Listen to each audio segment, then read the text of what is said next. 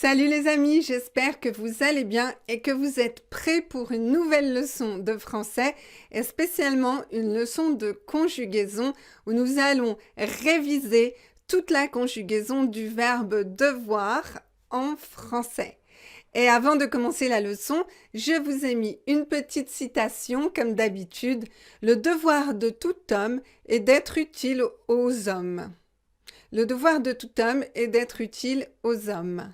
Alors, est-ce que vous comprenez cette phrase? Est-ce que c'est clair pour vous? Je voudrais d'abord vous signaler quelque chose. Vous voyez que le mot homme ici a une majuscule, une grande lettre, a capital letter. Et qu'est-ce que ça signifie? C'est pas normal d'avoir une majuscule au milieu d'une phrase.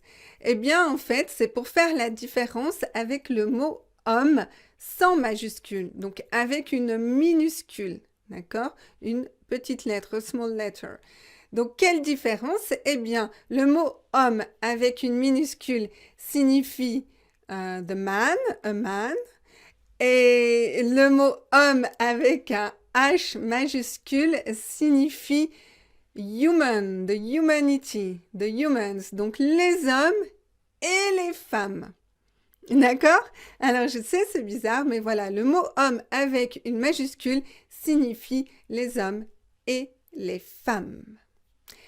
Alors, j'espère que vous avez bien compris cette phrase. Vous pouvez me proposer votre traduction dans les commentaires sous la vidéo. Et je vous dis à tout de suite pour le début de la leçon. Et pendant le générique, vous avez le temps de vous abonner à ma chaîne comme d'habitude. À tout de suite.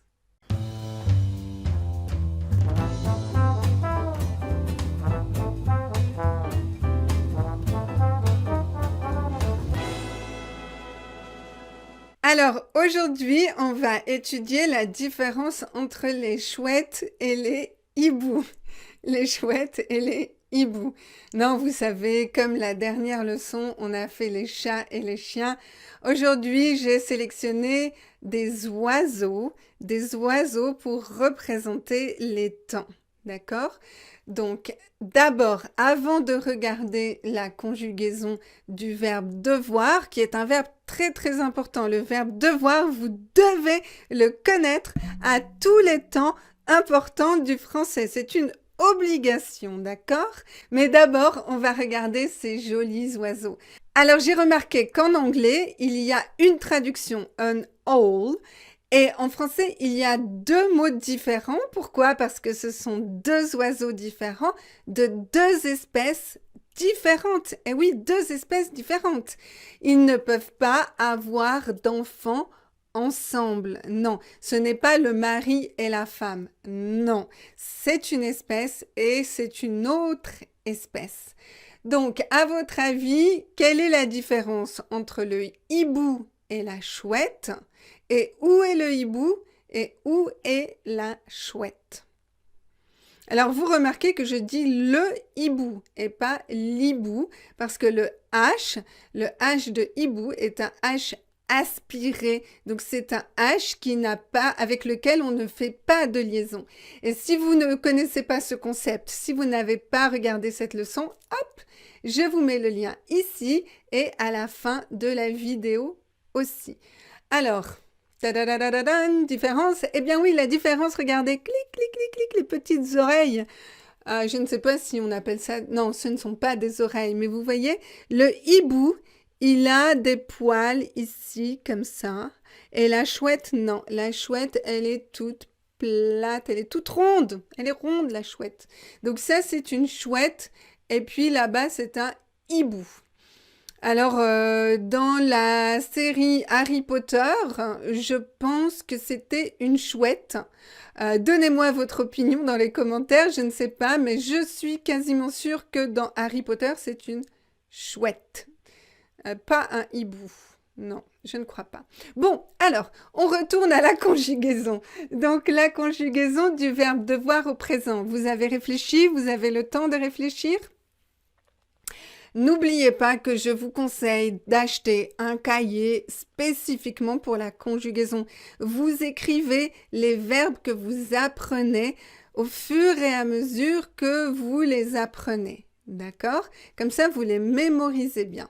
Donc, le verbe devoir au présent, je dois, tu dois, il doit, elle doit, on doit. Donc, c'est doit, doit, doit, doit, doit. Nous devons, vous devez, ils doivent, elles doivent. Doivent, doivent, doivent. Ok, c'est bon, passé composé. C'est l'auxiliaire avoir, exactement. Et le participe passé, du, avec un chapeau, un accent circonflexe sur le participe passé, sur le U du participe passé. J'ai dû, tu as dû, il a dû, elle a dû, on a dû, nous avons dû, liaison, vous avez dû, liaison, ils ont dû, elles ont dû, liaison. They had to, en anglais, they had to. Ok, voilà. Présent, passé, composé, normalement, c'est ok. Maintenant, on va regarder deux autres temps. Oh, c'est mignon! Encore un hibou, encore une chouette. Alors, où est la chouette? Où est le hibou? Ouais, maintenant vous connaissez la différence, donc voilà, ça c'est la chouette, hein. Elle est toute mignonne, elle n'a pas de petites oreilles, de petits poils et de petites oreilles. Et là-bas, vous avez le hibou. Donc le hibou, la chouette. Alors, c'est intéressant parce qu'on dit le hibou et on dit la chouette. Donc hibou, c'est un mot qui est masculin et chouette, c'est un mot qui est féminin. Mais attention, ça ne signifie pas que la chouette est toujours femelle et le hibou toujours mâle. Non, pas du tout. Chez les chouettes, vous avez des mâles et des femelles, mais c'est toujours une chouette. On dit une chouette mâle et une chouette femelle. Une chouette femelle. Ok. Et le hibou, eh ben, vous avez un hibou mâle et un hibou femelle. Ok, bien mémorisé? Cool. Alors, pour le futur du verbe devoir. Ok, alors, ce n'est pas exactement un verbe régulier. C'est un verbe un peu irrégulier. Donc, on va voir la conjugaison. Je devrais. Vous savez, les verbes réguliers, on prend l'infinitif et on ajoute la terminaison. Donc là, on devrait dire je devoirais. Mais non, c'est je devrais. Je devrais. Donc ça, vous devez mémoriser par cœur. Par cœur. Je devrais, tu devras, il devra, elle devra, on devra, nous devrons, vous devrez, ils devront, elles devront. Voilà. Je pense que ça va. La conjugaison n'est pas trop compliquée. En tout cas, la prononciation n'est pas très difficile. Et pour le conditionnel, alors là, j'ai mis les deux ensemble parce que le futur et le conditionnel, c'est très similaire. Je devrais, tu devrais, il devrait, elle devrait. On devrait. Nous devrions avec un i. Vous voyez, futur, nous devrons. Et conditionnel, nous devrions. Vous devriez. Futur, vous devrez. Conditionnel, vous devriez. Futur, il, elle devront. Conditionnel, il, elle devrait. Donc, vous voyez, là, vous avez devrait, devrait, devrait. Et puis là, vous avez encore devrait. Donc, c'est la même prononciation pour 1, 2, 3, 4, 5, 6 personnes. 7 personnes. Donc, les seules différences, c'est devrions, devriez. Donc, normalement, vous devriez apprendre ça assez facilement, je pense. Donc, la traduction, eh bien, au futur, je devrais, c'est I will have to. Et conditionnel, je devrais, I should. I should do that, I should do that. Je devrais faire du sport, je devrais apprendre ma leçon de français, je devrais faire plein de choses. OK? Donc, futur, conditionnel, très important. Maintenant, il reste 2 temps. 2, et après c'est fini, c'est terminé. Donc tenez encore 2 temps importants. Ouh.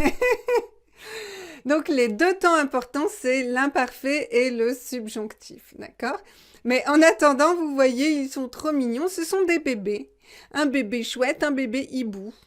Bon, je pense que c'est un bébé hibou là-bas, mais Je suis pas certaine parce qu'on voit pas très bien les oreilles. Mais voilà, j'imagine que là-bas c'est un hibou et là c'est une chouette, ça, c'est certain, ça ressemble vraiment à une chouette, un bébé chouette.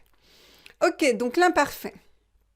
L'imparfait, c'est les terminaisons, les mêmes terminaisons que le conditionnel. Eh oui.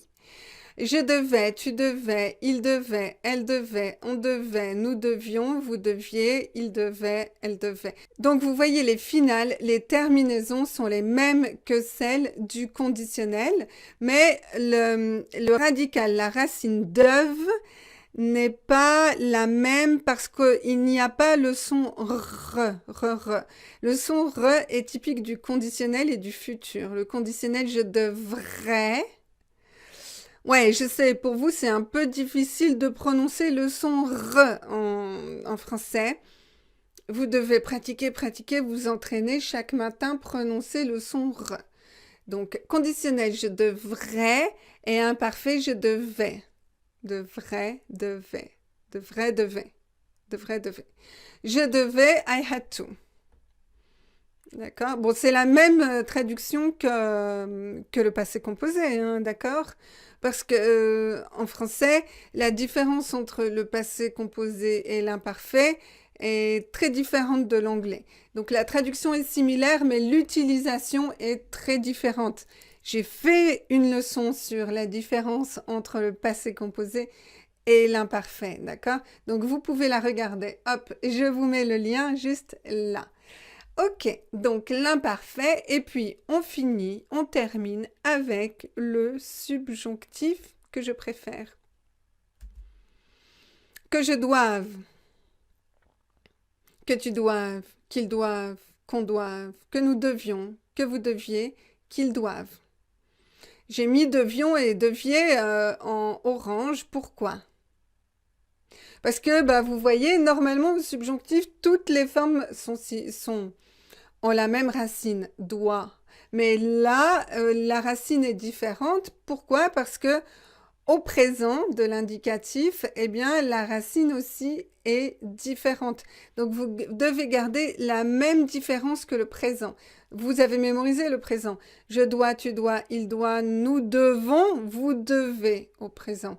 Eh bien, c'est la même transformation pour le subjonctif. Nous devions, vous deviez, ils doivent. Donc, doivent. Et puis là, une petite différence, devions, deviez et doivent. Voilà, c'est terminé. Alors maintenant, ce que je vous conseille, c'est de réviser tout ça. Vous prenez un petit cahier, vous essayez de vous rappeler les différentes conjugaisons des 6 temps importants. Et puis après, vous pouvez vérifier sur cette vidéo ou vous pouvez vérifier sur mon site web où j'ai mis la conjugaison des verbes ou sur un autre site web si vous voulez. Mais moi, j'ai sélectionné vraiment les temps les plus importants du français. Ça veut dire que ce sont les temps que vous devez mémoriser si vous voulez bien parler en français. Mais si vous allez sur un site web de conjugaison, vous allez voir qu'il y a beaucoup d'autres temps. Mais ce sont en général des temps qui ne sont pas nécessaires, d'accord? Qu'il n'est pas nécessaire d'apprendre pour bien parler français.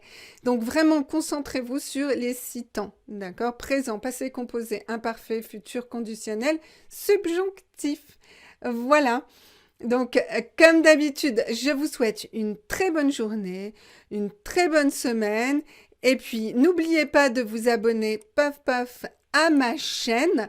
Ça aide l'algorithme à proposer mes vidéos à d'autres étudiants de français. Vous savez, les algorithmes, c'est compliqué. Donc, si vous voulez m'aider et puis me remercier de faire des leçons gratuites, et puis si vous voulez aider d'autres personnes à avoir accès à ces leçons, eh bien, abonnez-vous. Voilà.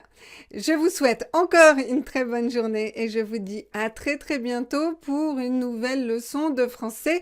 Et n'oubliez pas votre conjugaison chaque semaine. Ciao!